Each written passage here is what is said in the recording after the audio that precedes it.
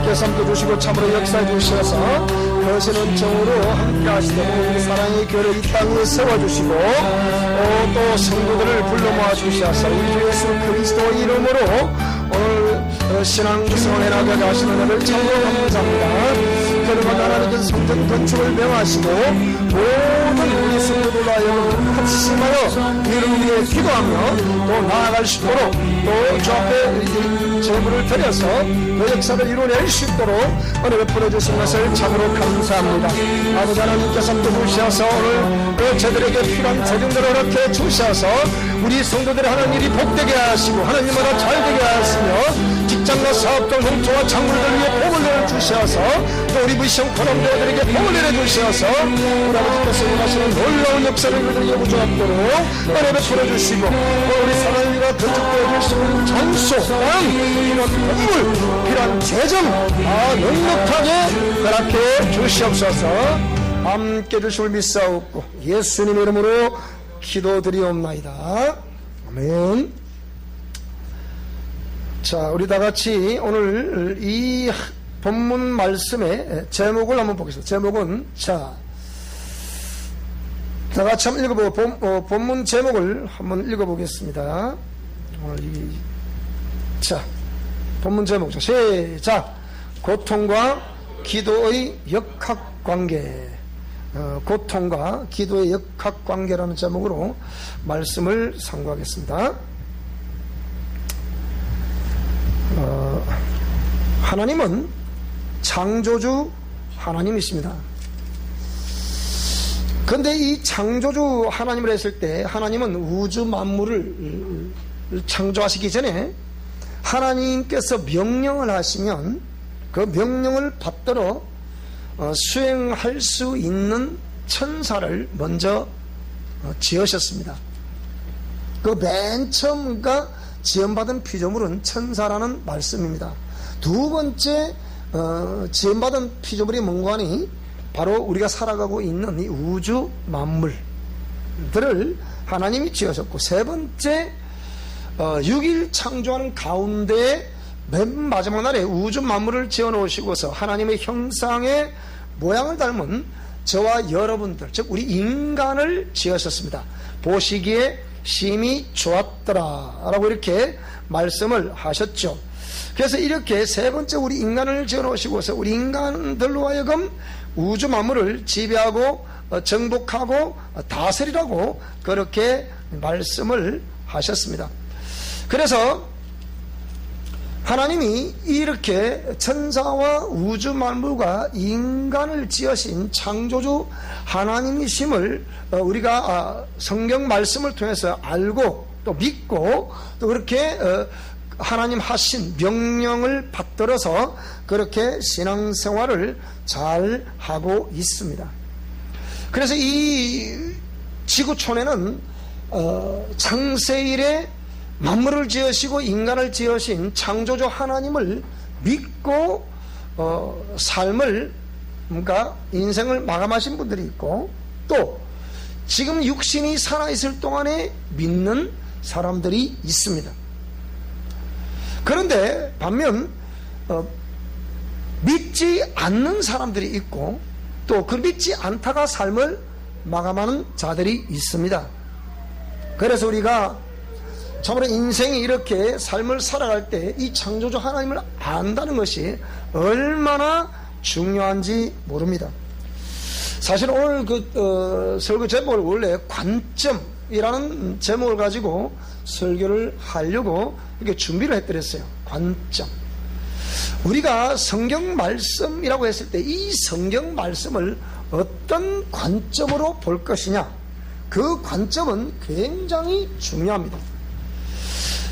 세상에 많은 사람들이 그러니까 창세일에 숱한 현인들이 있고 그런 훌륭한 분들이 다 책을 지어서 그 책에서 자신의 철학을 나타내고 인생론을 논하게 되는 책들이 있듯이, 이 성경을 보는 관점이 그 유명한 어떤 성인들이 지은 책처럼 한 고전으로 그렇게 읽을 것인가. 그 세계에서 가장 많이 읽히는 고전이 성경이라 합니다. 그러니까 고전이라고 하니까 그러면 그냥 우리 인생에 살아가는 동안에 그냥 필요한 참고할 만한 어떤 그런 좋은 글들이 기록되어 있는 책, 이렇게 이런 관점으로 보는 사람들이 있는 반면에, 오늘 저와 여러분들은 이 성경 말씀을 바로 창조주 하나님이 우리 인생들에게 하신 말씀임을 믿습니다. 그리고 관점의 차이점이 뭡니까? 굉장히 중요한 것이죠. 여러분들은 지금 로마서 13장의 1절에 기록되어 있는 말씀처럼 권세는 최종적인 권세자인 하나님께서 오늘 우리에게 위임받은 권세가 있습니다. 그러니까 모든 권세자들은 최종적인 권위자이신 하나님의 말씀을 따라 살아가야 할 의무가 있습니다.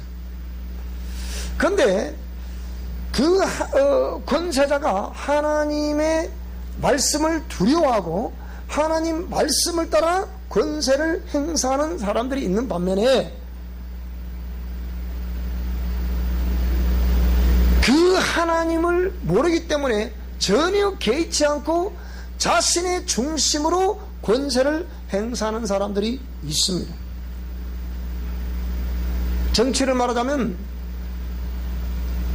진보를 부르짖는 사람과 보수를 부르짖는 사람이 있습니다.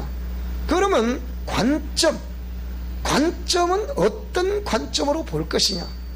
그러니까 항상 정확하게 답을 내기를 꺼려하는 목회자들이 뭐라고 국민에 보니까 설명해놨냐. 하나님은 극보수이시기도 하고 진보이시기도 하다. 하여튼 미꾸라지처럼 빠져나가는 것은 잘해요. 그래 잘 빠져나가. 극보수이기도 하지만 진보이시기도 하다. 그러니까 대답을 회피하는 거죠. 비급하게 짝이 없는 거예요. 그런데 저는 보수주의자도 아니고 진보주의자도 아니다, 그렇게 말씀드리니까 목사님도 똑같은 소리 하시네요. 그렇게 할지 모르겠는데, 저는 어떤 관점을 가지고 있나. 아까 말씀드렸죠. 정치가들이 하나님을 믿는 사람들이 있고 믿지 않는 사람들이 있는데, 근데 이 사람들이 어떤 관점을 가지고 정치를 할 것이냐 굉장히 중요합니다. 우리 한국을 보면 지금 우리 장로님께서 아까 대통령이 정말 지혜를 가지고 정치를 잘할 수 있도록 기도를 하셨습니다. 우리 그렇게 우리 해야 합니다. 그런데 제가 볼 때는 우리 1948년도 건국 이래 가장 강력한 대통령이 지금 이 대통령입니다. 박정희 대통령도 아니에요. 누구는 군사 정권 때 이렇게 혁명이 무슨 혁명이냐? 그건 혁명이 아니다. 지금 군사 혁명이란 말이 없죠. 그래서 이렇게 군사 쿠데타를 일으켜가지고 정권을 잡았던 이 정치가뿐만 아니라 이 정치가의 바통을 이어받은 모든 사람들 전부 다 이는 적폐라는 거예요. 그럼 현재 이 정부에서 진행하고 있고, 이 정부에서 바통을 이어받았다는 전 정부, 노무현 정부, 김대중 정부만이 합법이고 전부 다 불법이라는 거예요. 관점 굉장히 중요합니다. 우리 아들이 오늘 아들 하지 않았는데 오후에 온다던데 뭐라고 그러느냐. 그래서 아버지 그거는 지금 이 경제사정 어려운 이거는 정치를 잘못해서 그런 것이 아니고요. 전 정부에 뒤치다거리 한다가 지금 대통령이 수고한다는 거예요. 우리 아들도 참 희한한 말도 하더라고요. 그래서 그래, 님도 그래 생각하는구나 그랬습니다. 이 관점이 얼마나 중요한지 모릅니다. 그렇듯이 오늘 저와 여러분이 우리가 신앙생활을 하는데 우리가 어떤 관점에서 신앙생활을 할 것이냐 굉장히 중요합니다. 제가 좀 아이러니하게 우리 성도들뿐만 아니고 많은 우리 신앙생활을 하고 있다는 사람들을 봤을 때 제가 볼 때 기초도 안 되는 분들이 거의 대부분이에요. 그래도 선교단체 출신들은 그래도 기초가 잘 되어 있습니다. 그런데 성경에서 말하고 있는 기초 말이에요. 그런데 보통 우리 목사, 교회를 통해서 이 어떤 공부를 통해서 배우는 사람들은 거의 대부분 그 목사가 추구하고자 하는 것을 배우지 이 성경에서 말하는 기초를 배우기는 또 쉽지 않은 것 같아요, 제가 볼 때. 그래서 때로는 이 관점이 굉장히 중요하다. 그래서 저는 성경에서 우리가 미션 코람데오 성경관이라 해서 성경신학에서 맨 처음 미션 코람데오 성경관을 배울 수 있도록, 성경에서는 도대체 무엇을 말씀하려고 하는 것이냐. 성경은 한마디로 요한복음 5장 39절의 말씀을 보면 너희가 성경에서 영생을 얻는 줄 생각하고 성경을 상고하거니와 이 성경이 곧 내게 대해서 기록하고 있는 것이다. 그렇게 말씀을 하고 있습니다. 뿐만 아니고 너희 조상 아브라함은 나의 때 볼 것을 즐거워하다가 보고 기뻐했다 라고 요한복음 8장 56절에 보면 기록을 하고 있습니다. 그러면 아브라함도 예수님보다 수천 년 전에 태어났던 아브라함도 누구를 증거하고 있다는 거예요? 예수님을 증거하고 있다는 거예요. 요한복음 5장 46절에 보면 뭐라 그랬습니까? 모세를 믿었으면 곧 나를 믿었으니 그가 나를 증거했다. 그렇게 말씀을 하고 있습니다. 히브리서 1장 1절을 보게 되면 우리 먼저 있었던 수많은 믿음의 선배들과 그 선지자들이 부분적으로 보고 또 음성을 듣고 했던 모든 것들이 누구에 대해서 말씀하려고 하는 것이냐? 예수님에 대해서 말씀하려고 하는 것입니다. 그럼 이 예수님이 도대체 누구시냐? 라고 했을 때 우주 만물을 지으시고 또 그 전에 천사를 지으시고 또 인간을 지으신 이 창조주 하나님이 바로 예수님이라는 거예요. 그래서 그 예수님이 우리 인간의 성전과 똑같은 육신을 입고 마리아의 몸을 빌어서 이 땅에 탄생하다 보니까 우리 인간의 이 머리로서는, 두뇌로서는 도무지 그 역사를 인정할 수가 없는 거예요. 아니, 우리에게 결혼하신 분들은 다 우리가 아들, 딸들을 낳아보셨기 때문에 다 아시잖아요. 그러니까 성령으로 말미암아 마리아를 통해서 나타나셨다 라고 했을 때 이것을 어떤 관점으로 볼 것이냐 라고 했을 때 이 기독교 안에도 두 조각으로 나뉘어져 있는 거예요. 도무지 믿을 수 없다. 그래서 어떤 신학자들은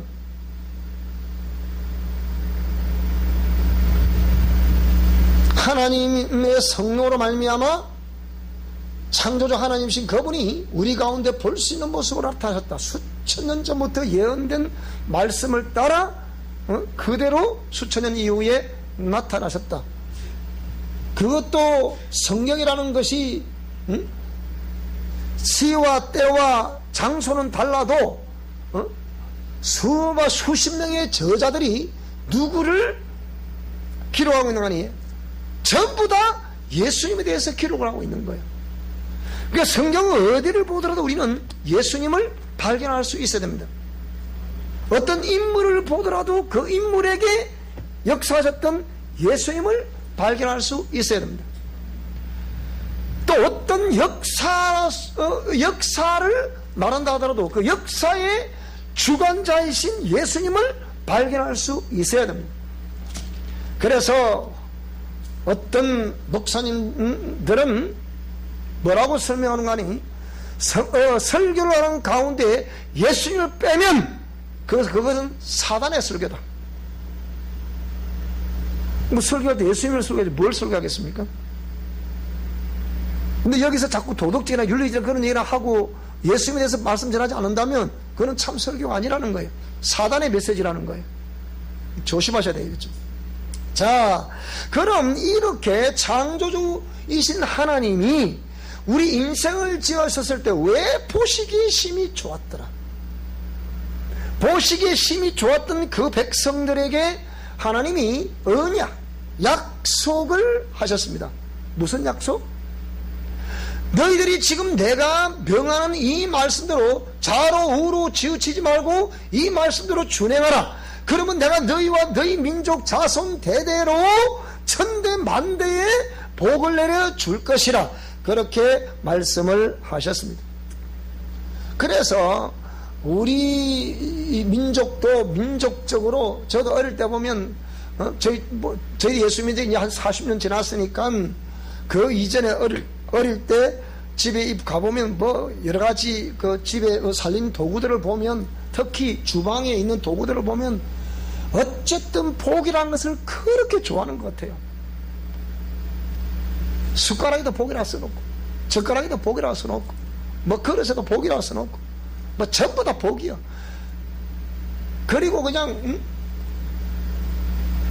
뭐 이렇게 봄 되면 그냥 입춘 대길, 하여튼 뭐 그렇게 해서 뭐 그냥 다경 이렇게 막 붙여놓죠. 이렇게 부적을 붙여놓죠. 이렇게 해서 누구든지 인생으로 태어났으면 정말 행복하게 살기를 원하는 것이 바람이죠. 그래서 하나님은 그 모든 인생의 연약함을 아시기 때문에 그 인생들에게 복을 받을 수 있는 비결을 설명한 거예요. 그것이 뭐냐? 시내산 언약이었습니다. 시내산 언약은 뭐냐?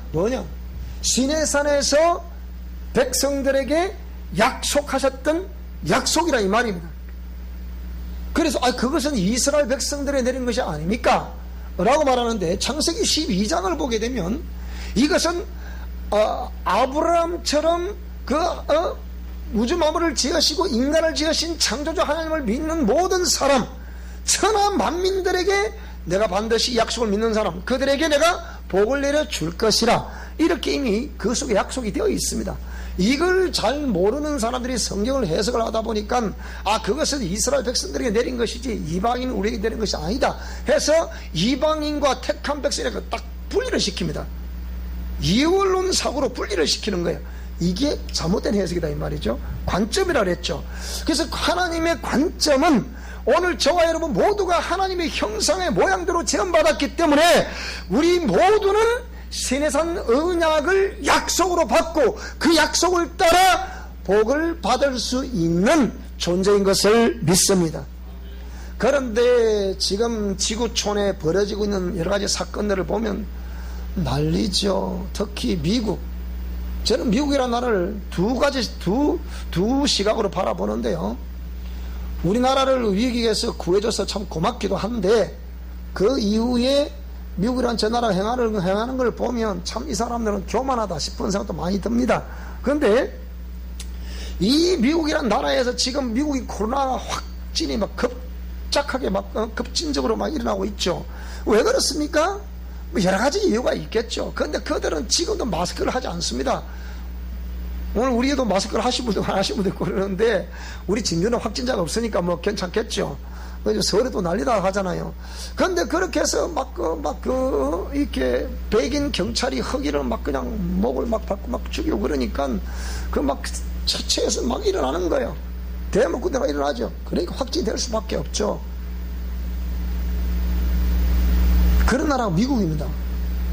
근데 미국은 물론 다 두 얼굴이 있기 때문에 좋은 부분만 봐야 되겠지만은요, 이게 왜 그렇습니까? 무시한다는 거예요. 그러니까 우리는, 저도 봐도 솔직히 그런 마음이 때로는 들 때가 있어요. 어떤 마음 들 때, 이제 제가 가보니까 우리가 선교지를 가보면 거의 대부분 1040상이라 부르는 이 창, 1040창이라 부르는 이곳, 그곳이 거의 대부분 못 사는 사람들이 사는 곳이죠. 그런 나라들이 있는데, 이런 나라 가보면 다 거의 대부분 흑인들이잖아요. 참, 이들을 제가 볼 때는, 뭐 다 그렇지 않아요. 어느 나라를 가든지 뭐 백인들만 있다서 다 부지런하고 뭐 결혼하고 그렇습니까? 그렇지 않습니다. 히피족 어디서 나왔습니까? 다 거기 나온 사람들이잖아요. 그런데 이 흑인들 나라에 가보면 사람들이 너무 게을러. 굉장히 게을러요. 그러다 보니까 백인들이 그들을 무시하게 되는, 영국에서도 유럽 어디에서도 우리 한국인이 중국인 줄 알고 코로나 그걸 통해서 이렇게 협박을 하고 그러더라잖아요. 자, 그런데 그러면 우리 인간이 그런 고통을 당하는 이유가 도대체 뭐겠냐 그 얘기예요. 행복하기를 원하는데 왜 고통을 당하느냐, 참 중요하죠. 그래서 오늘 이 본문 말씀을 한번 보게 되니까 이렇게 기록이 되어 있습니다. 고통을 당하는 이유라 그랬는데 이 고통 당하는 이유가 뭐냐? 자, 시편 107편 10절로 11절을 다 같이 한번 읽어보겠습니다. 시작.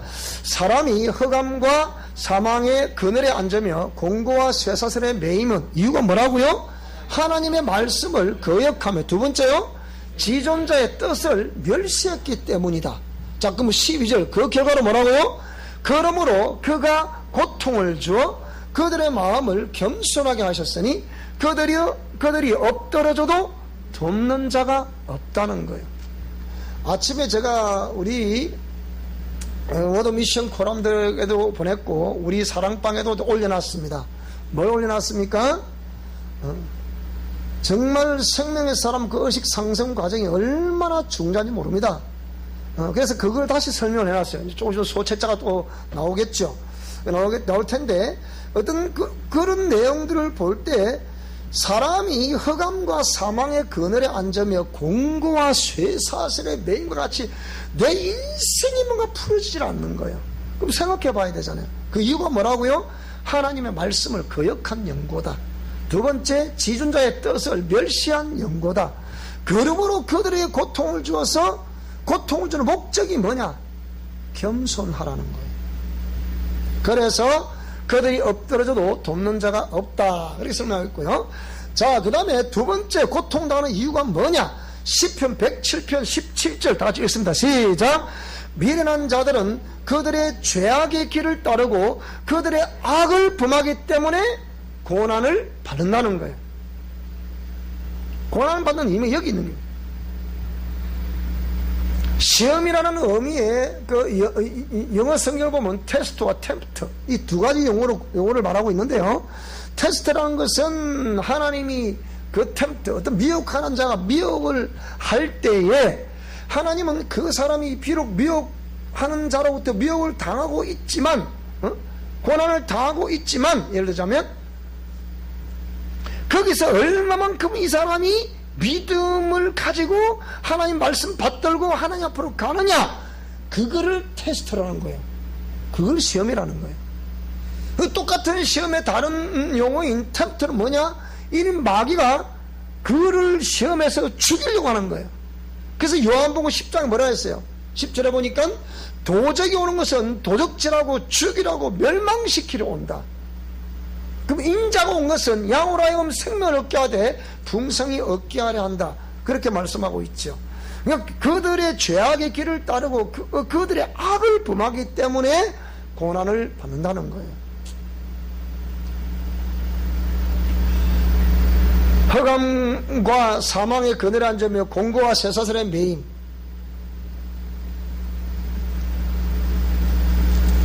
하나님 말씀을 거역하며 지존자의 뜻을 멸시하는 것, 자기의 죄악의 길을 따르고 자기의 악을 범하기 때문에 고난을 받게 된다. 그런데 시편 107편 18절에 보니까 세 번째로 뭘 싫어하더라고요? 그러다 보니까 음식물을 싫어하더라. 이게 그럼 우리가 먹는 음식 저걸 말하는 겁니까? 이 음식이 뭐라고요? 곧 하나님의 말씀이라는 거예요. 영혼을 가진 사람이 먹어야 할 음식이 뭐냐? 우리가 육체를 가진 사람은 누구든지 땅에서 나는 음식을 먹어야 돼요. 근데 하나님의 사람들은, 믿음의 사람들은 마태복음 4장 4절에 말씀하신 것 같이 사람이 떡으로만 살 것이 아니고 하나님 입에서 나오시는 말씀으로 살아야 한다, 그렇게 말씀하고 있는 거예요.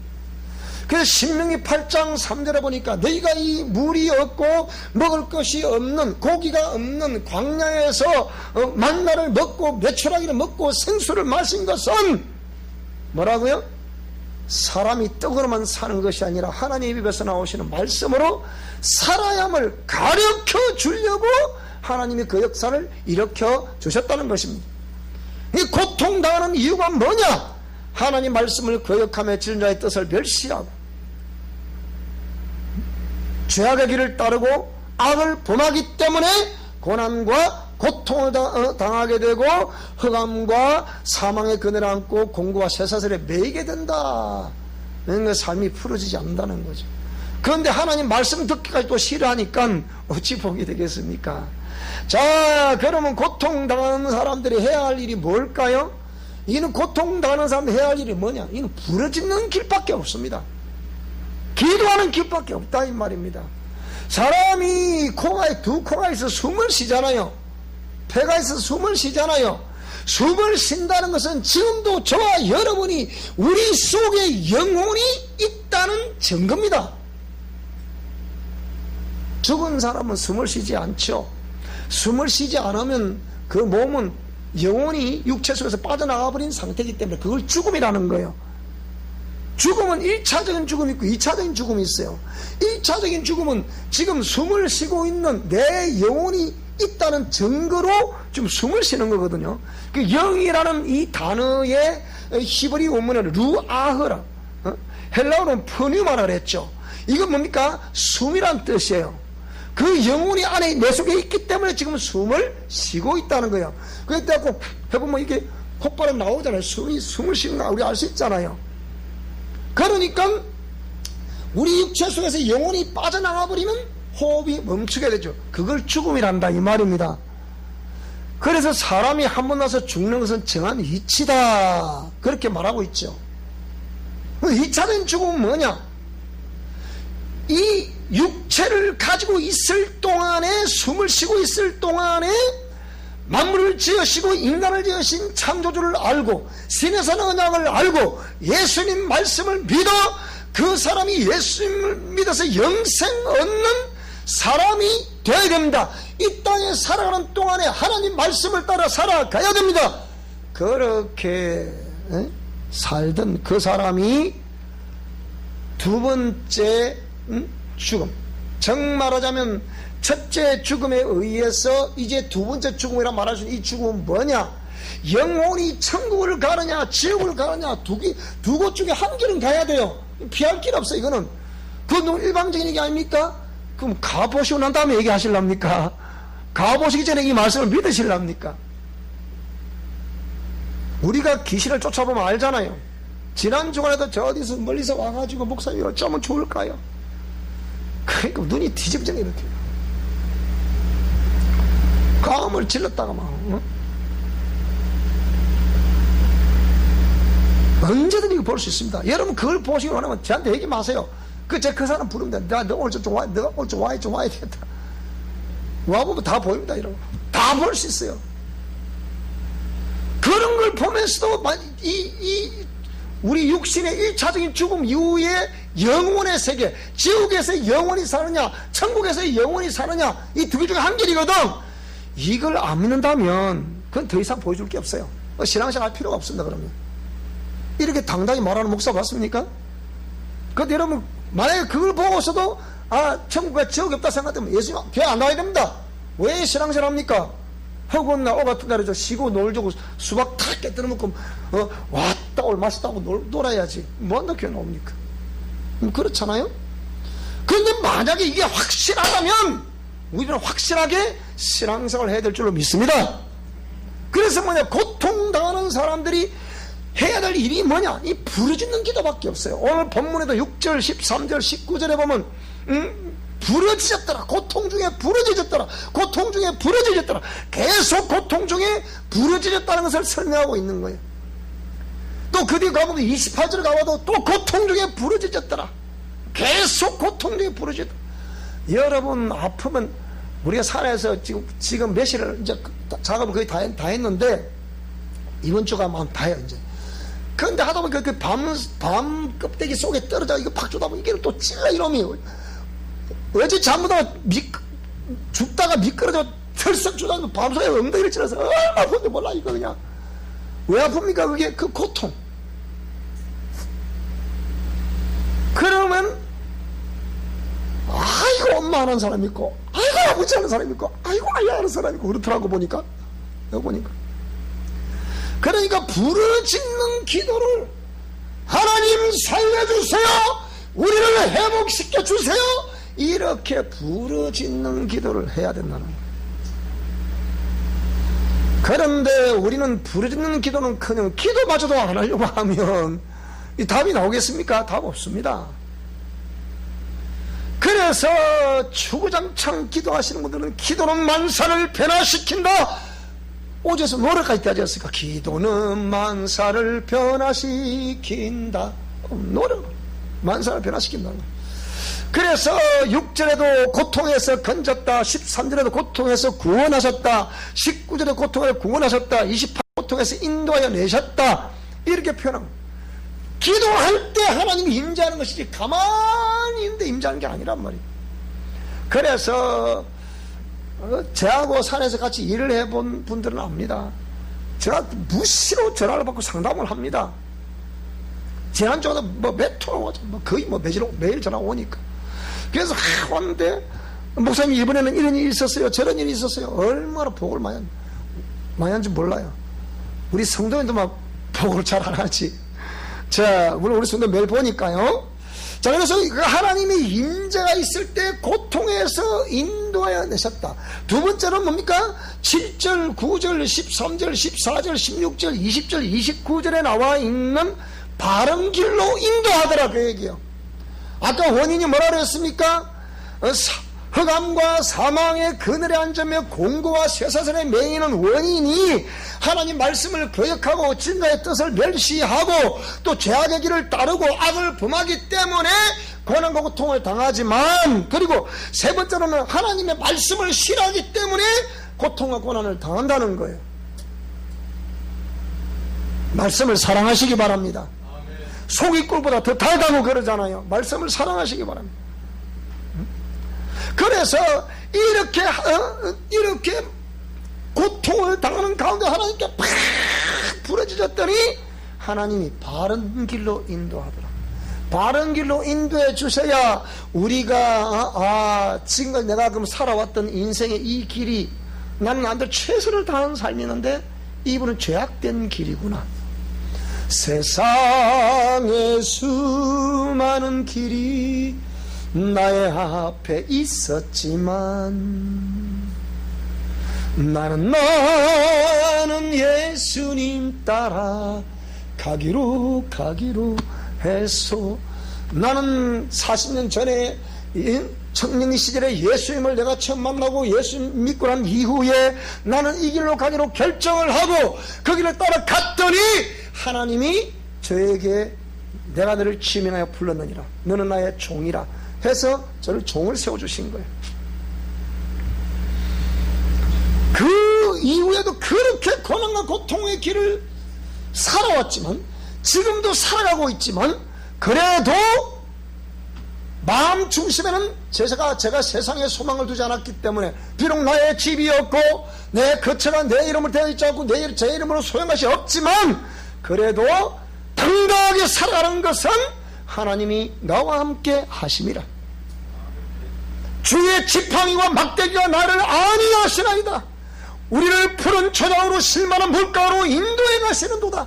그렇게 수십 년간의 엄청난 고통 속에 살았지만 하나님이 거기서 미션 코람되고 영성 실천 원리라는 오늘 저기 나와 있는 저런 내용들을 할까 하시면 이렇게 하기만 하라. 그러면 반드시 이거 회복되는 것이다. 부정적인 영적 유전자가 너희 가문에도 흘렀지만 이 모든 것 다 차단할 수 있느니라. 그렇게 말씀을 하신 거예요. 그래서 바른 길이 어떤 길인가, 그 길로 우리를 인도해 가시는데 7절에 보니까 바른 길로 인도하시는도다. 또 9절에도 사모하는 영혼에게 만족을 주시고 줄인 영혼에게 채워주신다. 그렇게 말씀을 하시고 계십니다. 13절에는 고통에서 구원하셨다 그러고요, 14절에는 흑암과 사망의 그늘에서 너희들을 인도하여 내신다. 얽어맨 줄을 끊어버릴 것이다. 그렇게 말씀하고 있는 거예요. 생명의 금 곧 하나님의 말씀이라고 그랬잖아요. 말씀으로 끊어버립니다. 예수 이름으로 끊어버립니다. 이게 아무것도 아닌 것 같지만 어마어마한 역사를, 파괴를 일으킨다는 거 알아야 돼요, 여러분. 사단의 세력 때문에 목을 끊네, 그게. 주사람들 예수님을 끊어버린단 말하니까 이 계속 이 원래 23살 때부터 우연히 길을 가다가 친구들하고 길을 가다가 길거리 무당에게 점을 한번 봤대. 23살 때. 그때부터 점쟁이를 따라가기 시작하다 심지어는 한 번 가서 물어보고 댕기다가 두 번 물어보고 댕기다가 세 번 물어보고 댕기다가 나한테는 아이가 점쟁이를 다 구슬했대. 아가씨가. 여러분 이 보통 문제 아닙니다. 그러면서 난 뒤에는 막 너는 막 이걸 해야 된다 해서 막 이걸 하라고 그러더라는 거예요. 그래서 막 돈을 막 수백만 주고 막 그걸 그렇게 했다는 거예요. 그런데 삶은 점점 더 꼬이게 되고 점점 더 안 되더라. 그래서 날 예수를 믿고 이제 신앙생활 하는데 그래 막 기도를 하다가 막 우리가 또 성령이 임했다고 그러죠. 막 방언 기도를 하기도 막 그랬는데 나도 한 행동을 보니까 또 아닌 것 같아. 뭔지를 모르겠더라 이게. 그래서 교회를 다니고 목회자들이 그걸 처리해 주시기를 원했지만 그걸 도저히 처리를 안 해주더라 이게.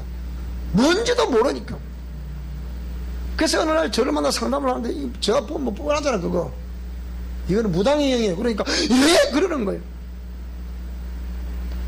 자, 그래서 얼그맨주를 끊어버린다. 이게 무슨 말입니까? 쇠사슬, 죄악의 쇠사슬을 끊어버린다는 거예요. 끊어버린다. 하나님의 임재가 있어야 주의 임재가 쇠사슬을 끊어버리는 거예요. 그러니까 또 16절에 논문을 깨뜨려버린다, 쇠빗장을 꺾어버린다, 이렇게 표현을 하시는 거예요. 하나님의 임재가 있어야 가능한 얘기.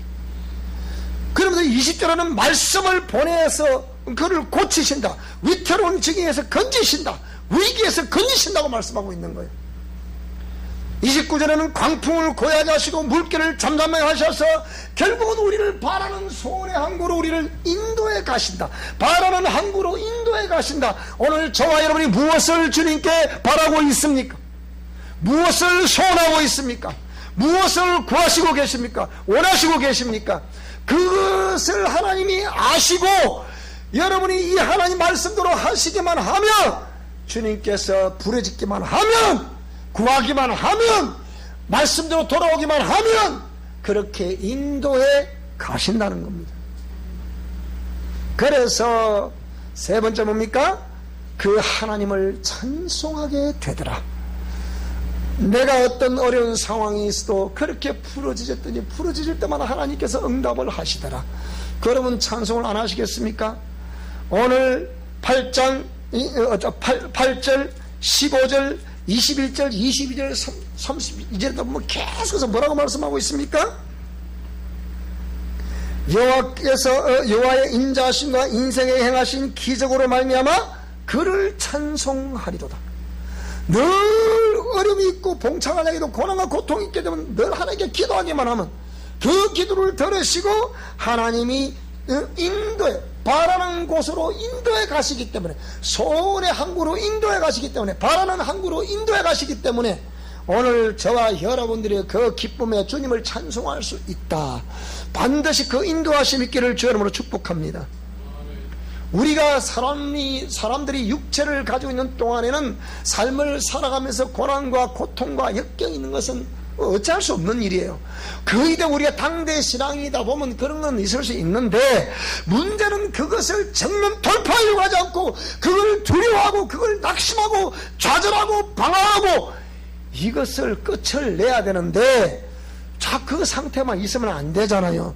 그래서 오늘 우리 미션 코람대에서 외치고 있는 영성 실천 원리는 그 모든 것을 체결할 수 있는 원리가 되기 때문에 이대로 해보세요.